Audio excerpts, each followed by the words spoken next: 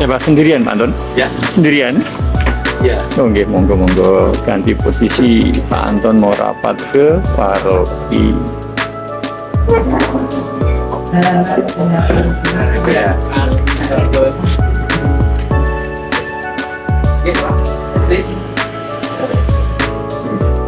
Dan ini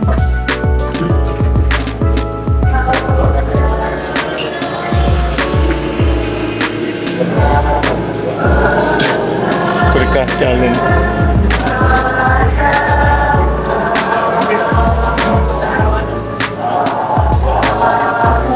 Ngantuk kami.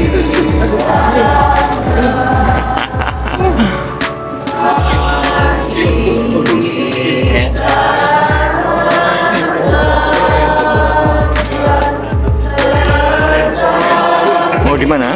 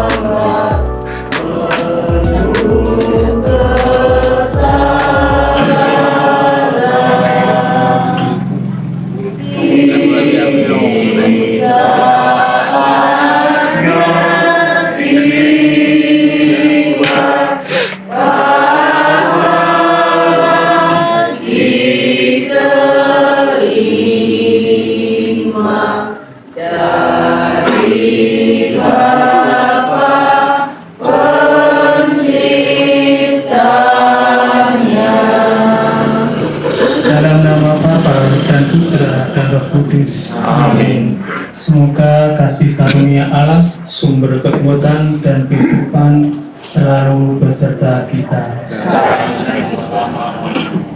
Bapak, Ibu, dan saudara yang terkasih dalam Tuhan Yesus, selamat malam dan berkah dalam. Selamat malam, berkah dalam. Pada hari yang keempat, kita memulai di rumah Ibu Agnes Kuniasi untuk mendoakan kepergian dari Bapak Fransiskus Asisi Marion.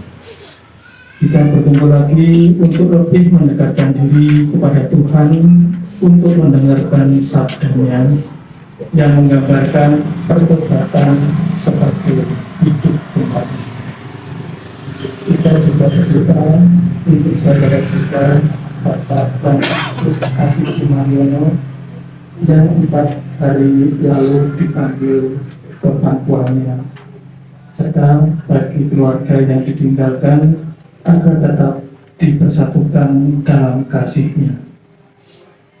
Bapak dan Ibu saudara yang terkasih, marilah kita bersama-sama sebelum kita masuk dalam sabda Tuhan yang nanti akan kita dengarkan bacaan Injil Lukas bab 15 ayat 11 hingga 24. Marilah kita meniti batin kita seraya merenungi dan menyesali dosa-dosa dan kesalahan kita agar nanti kita layak untuk mendengarkan sabda-Nya. Saya mengaku kepada Allah yang Maha Kuasa dan kepada saudara sekalian bahwa saya telah berdosa dengan pikiran dan perkataan, dengan perbuatan dan lalai. Saya berdosa, saya sudah berdosa yang oleh sebab itu kepada Santa Bapa Maria, kepada para malaikat dan Tuhan Kudus, dan kepada saudara sekalian, supaya mendoakan saya pada Allah Tuhan kita. Semoga Allah Bapa di surga senantiasa menemani dan setiap langkah kita. Amin. Marilah kita berdoa. Ya Tuhan, Allah Bapa kami yang Maha Pengampun, betapa banyaknya orang yang meninggalkan Engkau, melupakan, bahkan sama sekali tidak mengenal Engkau. hidup hanya untuk mengabdi dunia dan kesenangan diri tanpa menghiraukan bahwa telah harus dipertanggungjawabkan. Namun karena kerahimanmu, Engkau selalu mengampuni mereka yang mau bertobat untuk dapat bersatu kembali denganmu. Pada hari ini, saudara kami, Bapak Fransiskus Asisi Mariono, yang telah Engkau panggil 4 hari yang lalu, semasa hidupnya juga mengalami jatuh bangun dalam pengabdiannya. Bapa, ampunilah segala dosa-dosanya, agar mendapatkan kembali hidupnya di hari Bahan. Kami panjatkan doa ini dengan perantaraan Kristus Tuhan kami. Amin. Marilah kita bersama-sama masuk dalam sabda Tuhan. Semoga Tuhan beserta kita. Sekarang dan selama-lamanya. Dengan Injil suci menurut Santo Lukas.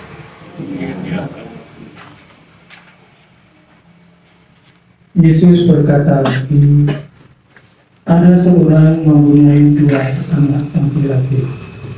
Kata yang khusus kepada ayahnya, kata, berikanlah kepadaku bagian harta miliknya yang menjadi hakku.